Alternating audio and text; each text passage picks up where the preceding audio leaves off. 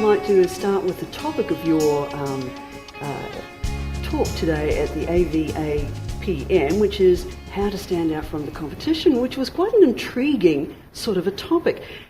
How did you approach dealing with this? Because they're all your competitors. It was interesting because it was standing out from the competition and I changed it straight away. So the topic was given to me and it's negative.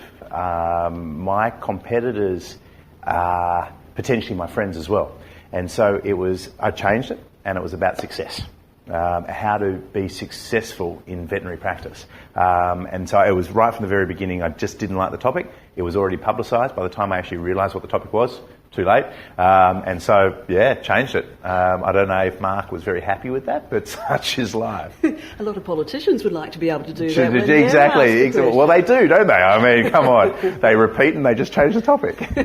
But you told people a lot of your own personal tips, and you started out saying you were going to leave them with 5 tips, but there are a few more than that, and I'd like you to perhaps mention 1 or 2 of them. What are your favourite top tips? I think it's we do so many conferences and so many talks, and we have to have real, true topics to take home to implement into the practice. So I wanted them to hopefully implement 1, 2, maybe maximum 5. I gave them about 14 tips. I think that an organisational chart is one of the most amazing things for the group to see a structure. Mm-hmm. If they can work out, it's very easy in small business to blame someone else and not be accountable for what we do. And so for me, once the structure was in place and they could see that there were people above them that were accountable for their actions, it makes people own up. So an organisational chart is crucial. The other thing that I did, and I didn't actually demonstrate in the talk, but if you flip that organisational chart around, the workers are the most important part of the organisation. I can come in and I can be the general manager, the director, whatever, but it's the workers who are important. So you flip the organisational chart up on its end, and then it's the people at the bottom of the chart, theoretically in level, are the most important to the business. Well, a lot of these business conferences tend to say, your staff are your most important resource. Yep. But you've got some ideas on how to make them feel like they are the most important. I think motivation is crucial. I haven't come across anyone who really can motivate successfully. People bring snippets, and I gave them a few ideas today. If you can motivate your staff to do what you want them to do, then you've got an easy job to do.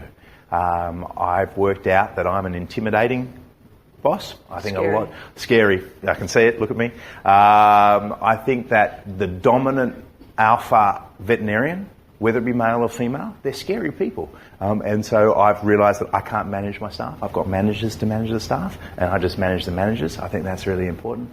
That's helped motivate them because they've given that feedback. I've reacted to the feedback, and now I have a better structure in place. But then, whether it be $100, whether it be $25, whether it's a video, and I mentioned a video about sharpening your axe, some people don't want money. Some people don't want time off. They actually have nothing better in their life to do than to come to work. We've all got them employed with us. And so it's about how to find what works. It's almost a little bit like dog training. Some relate to treats, some to toys. Some to affection. And we talk about you can't use choker chains anymore, and you can't, it's all modern and it's all talking and getting down and giving them treats. Every dog's different. I grew up with Kelpies. If you don't actually talk to them hard, you got nothing. But my golden retriever cross poodle, wonderful groodle, raise your voice so when he shits his pants. Am I allowed to say that? Absolutely. We love beeping. It's much more exciting. So, I could talk to you for hours, but we won't have hours. But if vets are looking at this and they're thinking it's all too hard, people don't put their hand in their pocket, it's just too hard. You want to do the right thing for clients and their pets, but clients are reluctant to come and use the services. What's your message to them? I think our industry is caught in a century back in the dark ages. Our industry needs to change and progress, and I even think our consultants are kind of caught in the dark ages. No one's up to date. And the guys that come over to this country from North America have a better idea, but they need to pull their finger out. Like, things need to change. I've opened up a veterinary practice in the middle of a saturated market, and I built it in 7 years to a 4-vet veterinary practice, which means sort of, 4 full-time equivalents.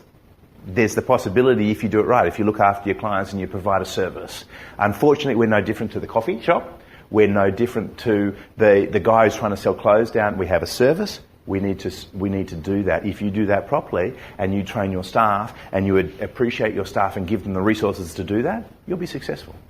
It's simple, yet we just need to wake up. We need to progress.